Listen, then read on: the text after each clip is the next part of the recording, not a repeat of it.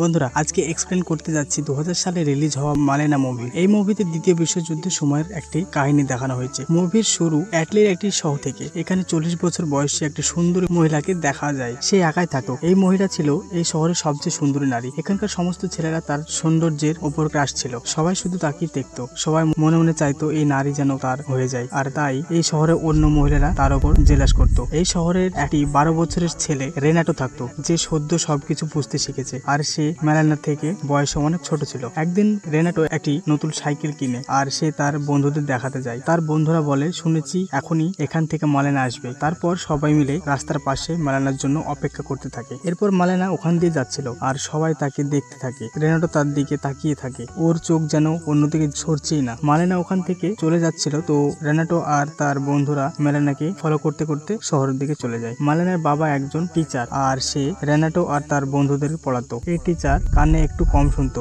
একদিন ক্লাসে সবাই মালেনার কথা আলোচনা করে এবং তার কথা ভাবতে থাকে আর তার বাবার সাথে সবাই ফাজলামি করে। পরের সিনে দেখা যায় রেনাটো মালেনার বাড়ি যায় আর দরজার ছিদ্র দিয়ে মালেনাকে দেখার চেষ্টা করে। মালেনা তার ঘরে মন খারাপ করে শুয়েছিল। তার ঘরে কিছু ছবি ছিল। সেখানে থেকে আমরা জানতে পারি যে তার হাজব্যান্ড আর্মিতে ছিল। সে যুদ্ধের জন্য যায় কিন্তু আর ফেরত আসে না। এখানে জানা যায় যে মালেনা তার লাইফে একাই থাকে। পরের সিনে দেখা যায় যে রেনাটো ও তার বন্ধুরা বসে আছে আর বন্ধুরা মালেনার ব্যাপারে আজে বাজে কথা বলতে থাকে। এই শহরে মালেনার ব্যাপারে সবাই বাজে চিন্তা করে। সবাই ভাবে সে একটি খারাপ মেয়ে। এই মুভিতে এটাই বোঝানো হয়েছে যে একজন একা মেয়েকে সমাজের লোক কতটা খারাপ ভাবে চিন্তা করে। সবাই তার প্রতিটা কাজেই বাজে মন্তব্য করে থাকে। এরপর দেখা যায় রেনাটো ধীরে ধীরে মালেনাকে পছন্দ করতে শুরু করেছে। সবাই মালেনাকে আজে বাজে কথা বলে, কিন্তু তারপরও রেনাটো মালেনার প্রতি আকৃষ্ট হচ্ছে। ও তাকে নিজের সাথেই ইমেজিং করতে থাকে। রেনাটো এমনিতেই কম বয়সী ছিল, কিন্তু তারপরেও সে বড়দের মতো চলতে পছন্দ করত। তাই সে নিজের বাবার প্যান্ট কাটিয়ে নিজের পরতে শুরু করে, কারণ এখন তার হাফ প্যান্ট পরতে লজ্জা লাগছে। সে বড়দের মতো পোশাক পরতে চায়। এই কারণে বাড়িতে তাকে অনেক কথা শুনতে হয়। ওর বাবা ওকে মারে, কিন্তু তারপরেও রেনাটো এইসব করা বাদ দেয় না। এখন থেকে রেনাটো সুযোগ পেলেই মালেনাকে ফলো করতে শুরু করে। সে দরজায় ছিদ্র দিয়ে সব সময় মালেনাকে দেখতো, কিন্তু এই ব্যাপারে মালেনা কিছুই বুঝতে পারে না। একদিন মালেনা জানতে পারে যে তার হাজব্যান্ড যুদ্ধে শহীদ হয়ে গিয়েছে। এটা শুনে সে অনেক কষ্ট পায়। এখান থেকে বোঝা যায় মালেনা তার হাজব্যান্ডকে অনেক ভালোবাসতো। এরপর মালেনা নিজেকে একা ফিল করে আর ভাবে একা থেকে কি হবে, তাই সে নিজের বাবার কাছে চলে আসে। একদিন রেনাটো মার্কেটের পাশ দিয়ে যাচ্ছিল, তখন দেখে যে ওখানে কিছু লোক মালেনাকে দেখে খারাপ কথাবার্তা বলে। এটা দেখে রেনাটোর অনেক খারাপ লাগে আর ভাবছে মালেনার ব্যাপারে তো আমি জানি যে ও কতটা ভালো মেয়ে আর সে নিজের হাজব্যান্ডকে কতটা ভালোবাসতো। এই সত্যটা আমাকে সবার সামনে তুলে ধরতে হবে। তারপর রেনাটো মনে মনে মালেনার কথা ভাবে আর তাকে বলে, চিন্তা করো না, আমি তোমার সাথে আছি। একদিন মালেনার বাবার কাছে একটি চিঠি আসে। সেখানে লেখা ছিল, তোমার মেয়ে কোনো ভালো মেয়ে নয়, তার সাথে শহরের লোকেদের খারাপ সম্পর্ক আছে। এটা দেখে সে অনেক রেগে যায় আর মালেনাকে ঘর থেকে বার করে দেয়। তারপর মালেনা আবারও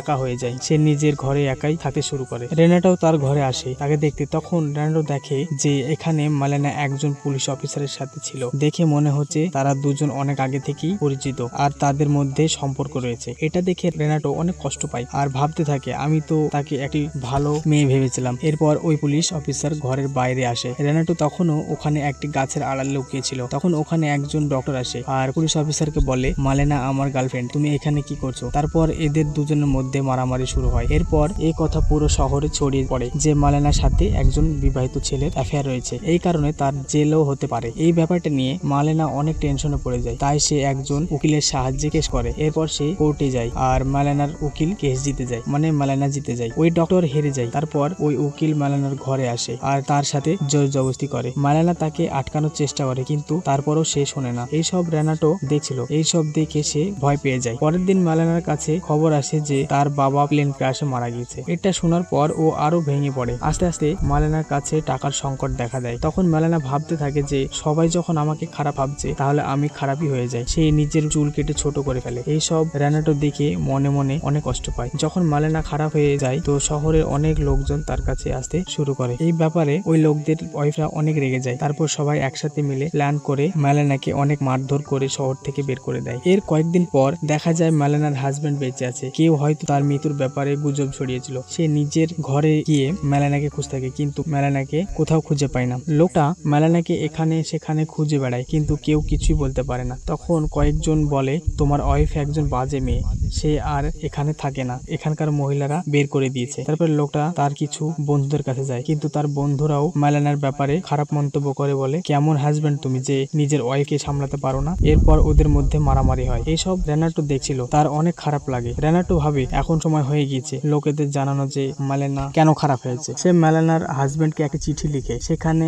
জানায় মেলানা একদমই খারাপ মেয়ে ছিল না, তাকে খারাপ হতে বাধ্য করা হয়েছে। শহরের লোক তার ব্যাপারে অনেক খারাপ কথা বলতো। রেনাটো আর মেলানার মধ্যে যা হয়েছে তা সবকিছু জানিয়ে দেয়। এটা পড়ে মেলানার হাজবেন্ড অনেক রেগে যায় আর সে নিজের ওয়াইফকে খুঁজতে বের হয়ে যায়। পরের সিনে দেখা যায় যে মেলানা আর তার হাজবেন্ড একসাথে শহরে ফিরে আসছে। পুরো শহরের লোক তাদের দেখছে, কিন্তু এখন তাদের দেখার নজর বদলে গিয়েছে, কারণ মেলানা এখন আর একা নয়, তার সাথে তার হাজবেন্ডও রয়েছে। এরপর থেকে তারা দুজন একসাথে থাকতে শুরু করে। শহরের লোকেরাও এখন আর তার ব্যাপারে বাজে কথা বলে না। শেষে দেখা যায় যে মেলানা আর রেনাটো বাজার থেকে ফিরছিল। মেলানার হাতে কিছু জিনিস পড়ে যায়, তখন রেনাটো সেগুলো উঠাতে যায় আর মেলানাকে বলে, আমি দোয়া করছি আপনি আপনার জীবনে অনেক ভালো থাকেন। তারপর দেখা যায় রেনাটো নিজের সাথে বলে, আমি জীবনে অনেক মেয়েদের সাথে মেরেছি, তাদের কথা মনে থাকবে না, কিন্তু মেলানার কথা কখনো ভুলতে পারবো না। আর এখানে মুভির কাহিনী শেষ হয়ে যায়। এই মুভিতে এটাই বলা হয়েছে যে একজন একা মেয়ের ব্যাপারে দুনিয়া কতটা খারাপ ভাবতে পারে। কেউ এটা ভাবে না যে তার